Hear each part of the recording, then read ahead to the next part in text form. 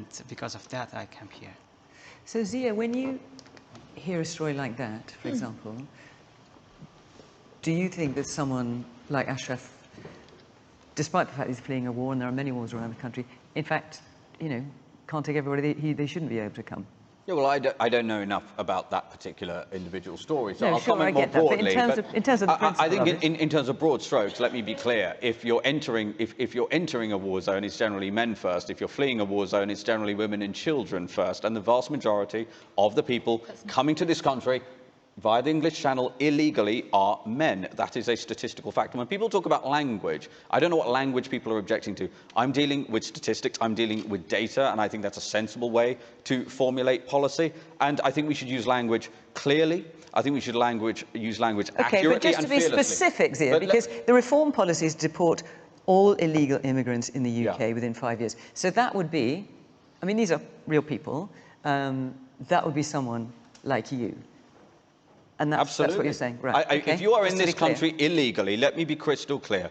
If Nigel Farage is our next Prime Minister, and that's obviously what we're working to deliver, if you're in this country illegally, you will be deported back to the country from which you came. Sorry, can I just clarify, what are you talking about in terms of, so cutting migration would lengthen waiting list? Is that what your point is? We had reports last week with the budget that the fact that we've cut net migration by a number of things is actually, there was a warning from the OEBR around the cost of, in terms of the cost to our services. OK, well, look, my parents came to this country in the early 1980s. Between them, we've given half a century of service to the NHS, so I know the invaluable contribution that migrants can make to the NHS. But this notion that this country must have untrammeled insane amounts of immigration, legal and illegal, for our NHS to thrive is a nonsense. You could restaff every doctor and nurse in the NHS with 6 months of legal migration alone just from last year. It is a nonsense. Since 2015, the population of this country has grown by 10%. And in that time,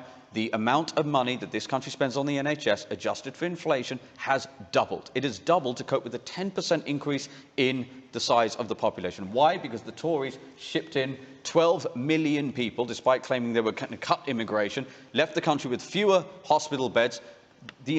We've had millions of foreign nationals register with GPs. So when you are struggling to get a GP appointment, why are there 19,000 British people had to wait more than 3 days in accident and emergency last year alone? Why? Because we have had a population explosion. And the last point I'll make on this, there are so many British doctors right now, doctors and nurses, struggling to get jobs. The Union for the Doctors is on its knees pleading with the government to create more training places for homemade doctors, because the system has been overwhelmed again by foreign nationals. So I'm sorry, the premise of your question is a lie that has been peddled time and time again to gaslight the British people. Mr. Yusuf, you talked that there are enough people in the United Kingdom to not need foreign doctors. I joined the NHS as a student in 1974.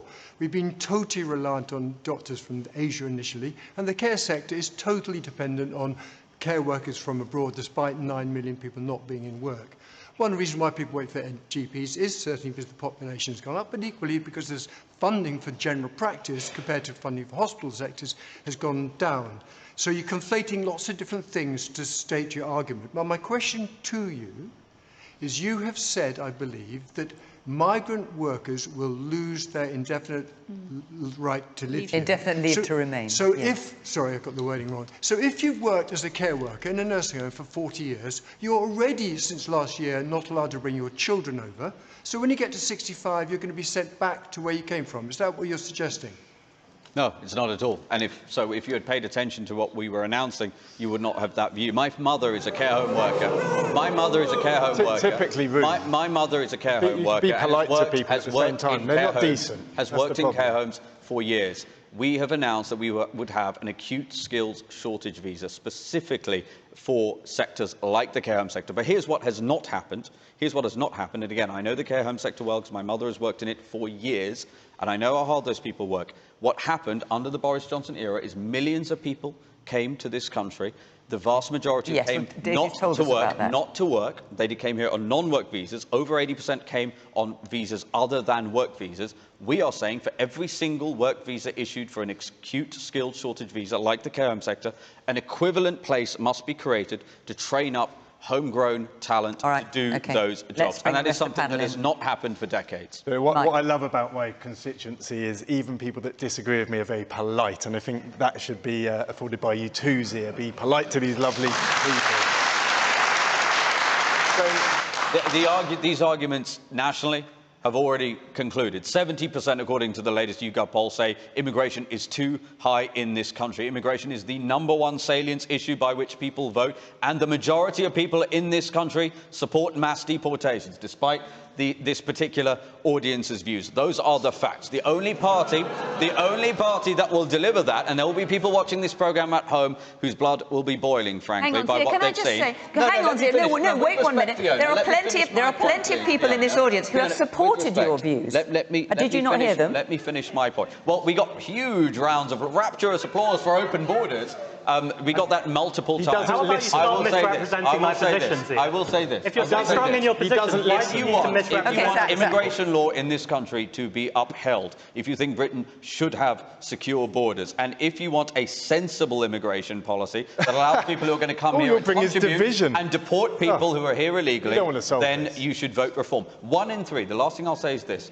This week we found out 1 in 3 school pupils in Glasgow. Not want to solve this. 1 in 3 school pupils in Glasgow. Let him answer. 1 in 3 school pupils in Glasgow do not speak English as a first language. I empathise with what Kieran just said, that anecdote you just told. Sadly, it was your party that brought about that entire situation. If you